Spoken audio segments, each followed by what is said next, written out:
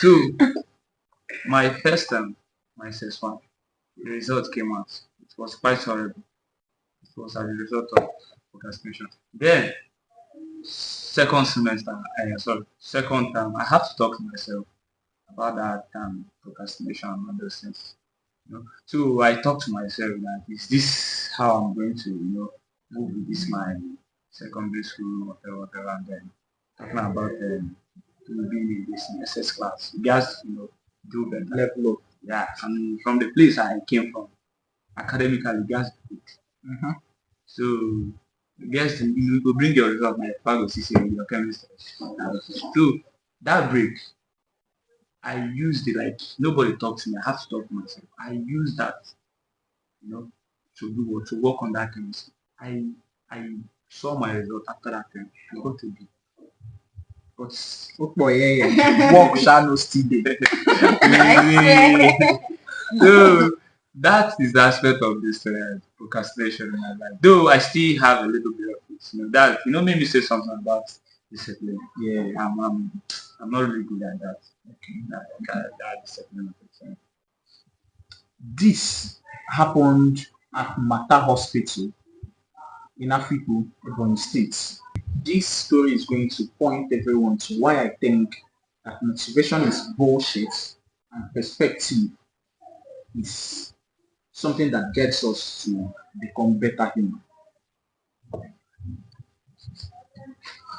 My mom was sick, very sick, and bleeding at the same time. This was in 2018. We rushed her to the hospital in an ambulance. She was transfused 7 pints of blood, 7, and somehow we paid for none because my friends came from far and wide and donated for her. The highlight of this is that I hated going to the hospital. In fact, I hated the smell. I hated entering the you know supposed to get this smell. I know all this dito medicine.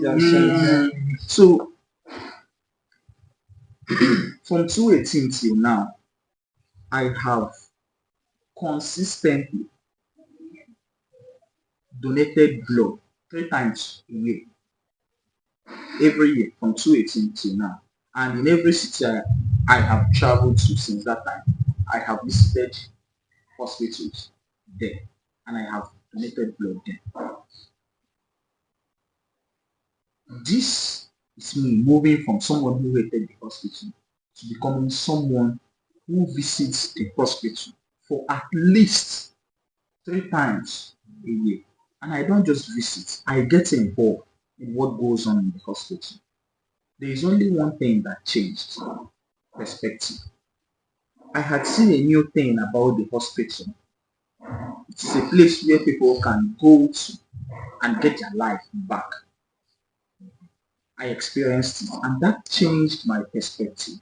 If I had woke up one morning and I said that, Sirguy, going to the hospital, donating blood is good, you're going to do it for the rest of your life, I would have given up on that dream since. But when you get a new perspective of something, when you get a different perspective of something, motivation becomes the after effect of it, not what leads you to it. So if I believe that this drink, if I believe that it is alcohol, and I say alcohol is good, it will make me high, it will make me feel among, and I am not supposed to be taking alcohol, so let me stop taking it. I am likely going to take it again because I still believe that alcohol is good, but I don't want to be taking it. I am motivated to stop. But if I look at this thing and I know, or I call it poison, if I take this thing, this alcohol, it will kill me, I will die, man, I will never be motivated to take it. So I think that the perspective we have about something, what we call something, if you call this thing good or you call it bad, depending. If you think something is sweet, soda is sweet, but you don't want to be taking soda, you have that motivation to stop taking soda because our doctor said you are going to take soda. But if you look at soda and you call it sugar, you call it diabetes, for instance, now you are not going to take soda because you have a different perspective. So left for me, I feel like perspective is the thing that either makes us achieve or move from here to here. Not really when we are motivated. This storm. So I don't know. Mimi, you have a reaction to this? Of course, I do have a reaction to it because when you talk about perspective or your perspective has to you have to have a certain perspective that will lead to the motivation towards a certain addiction. I'll say in as much as that is valid, on the other hand, sometimes instead of perspective, let's use the word self-aware. Yeah, because when you have this perspective of, oh, this drink is bad, and then you don't want to take it, you're motivated not to take it. But then when you are aware, okay, this addiction, this particular thing I'm doing that I'm addicted to is actually a very bad thing. When there's that self-awareness, I mean, you're motivated to do it. It's not just about the perspective at this point. Even though the perspective can come in handy, but then it's not always just about the perspective. Perspective doesn't always drive the motivation. Sometimes self-awareness does. Okay, so you're saying that self-awareness and perspective in this case can be used interchangeably. You don't ever experience that in where we say, be like, I won't read this book or I won't watch this film. Maybe you don't really want to watch them, but you be like, you just play the film. 2 minutes in, you come watch them for the rest of the movie. You don't experience that thing before. No, I've experienced it before. I think this motivational thing, it just romances our brain. I think for me, we like Mimi does not agree with me, but I somehow managed to think that motivation is an after effect, or has to, the proper way it should be is that motivation should be an after effect. Because I was once jogging from Ifite to Aroma here in Unity. So I didn't want to jog that morning, but by the time I got to first market, I was now like, the motivation now came in. I was like, make I just run and make I just run. You get that kind of thing. But then when we proceed motivation without perspective or with the wrong perspective, we are most likely going to fail. That is what I think. I need to add something to what you said. Okay, just project a little bit. What you already said, you add something to it. She talked about awareness, self-awareness, and you gave an example now about you getting to second market and you are move to let you start jogging. That's self-awareness. Okay. Yes, because you're aware that you're meant to do exercise that then the self-awareness motivated you to now hop into jogging. So at the end of the day, still my own is I won't buy one motivational speaker, make the rest learn. Make the rest learn. Because person not go ginger me finish. You know this thing where boys they do, they go ginger you, guy go meet this baby. If you wanna go. Guy go meet the baby, go. Need you. This is personal because I have experienced. And when the baby come leave you will come down, look you laugh. No man now. So I don't know. I really maybe at the end of today we are not going to wrap it up. We are just going to we are not going to agree on one thing, but then we are all going to share our perspectives because we are not professionals. We are just everyday people sharing our stories about how we deal with life individually. So let's come back to you, Soma. You think this whole addiction something was leading you somewhere into becoming who you're not? Well, yeah, it was actually.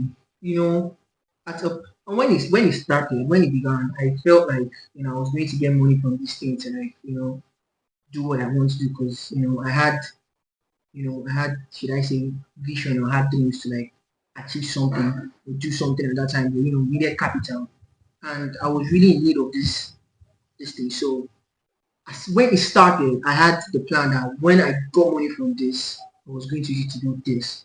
But the reverse now became the case. I started looking for money to satisfy this, and it was drowning me. So like I said before, I spoke to myself and I decided to change. I got that self awareness, and I decided to change. So yeah. Take note of the point. Self I knew awareness. you was going to say Self that. awareness. Motivation never starts with self awareness because no matter how much they give you that advice, if you are not ready to take that advice and work on it, there is nothing that is going to happen after that. What about those people that actually they become aware and Of who they are. exactly, and during the process they relapse or something. Yeah, it happens. I think they are not so disciplined then. We don't say. Listen, right? I don't know if you've ever seen somebody dealing with addiction before. Then you know that It's not takes. easy. I feel it takes more than. It's not easy exactly. It's more than to that. get It takes over more than addiction. That's why I'm saying that Yeah. motivation is crap, is bullshit. I'm going to put out this question now today. Well, I wouldn't say motivation is totally crap. Why? Okay. Because if you're dealing with addiction, you have to talk to somebody. Yeah. You talking to somebody, that person is more like now your therapy. As you talk, you become good. As you talk, you become good. As you talk, you become good. As you talk, you become good. So like this person listens to you, gives you advice on how to be a better person. So I wouldn't really totally scrap out motivation. Yeah. I'm going to put out this question. A psychologist once said to me that if the government, those who benefit from the sales of cigarettes, if they want cigarettes to stop selling, for you to reduce, most of the people that smoke are always boys. For you to reduce smoke addiction, by the way, smoking is one of the hardest addiction to quit. Right. It's one of the hardest. For you to reduce or eliminate to a very large extent smoking addiction, you have to change the narrative around it. If those in charge come out and say that for a certain amount of smoke that you consume, it's going to reduce the size of your. But these people actually there is on written Hold on. on. Is this smokers are liable to die off? What is advertised that is that smokers are liable to die Die young? off. You don't hear this Jerry song. That's the perspective, but it's not enough motivation to stop them. Hold on. You don't hear this Jerry song. Smokers are liable to die young. Snoop Dogg. Snoop Dogg. I can never quit. Man, look at Snoop Dogg. Anyway, if you tell a man, if they publicize it the way they publicize other things, maybe the way they publicize that if you collect a certain cream, apply on your hand and rub it on your bum will increase, but your hand will not increase. They call it enlargement cream. Or you rub it on your dick will increase, but your hand where you use collect the cream will not go increase. If they say that when you smoke a certain amount of cigarettes or a certain amount of smoke, you would now be lasting for 2 seconds on bed, and that for a certain amount of smoke you take, your dick would start reducing. Yes.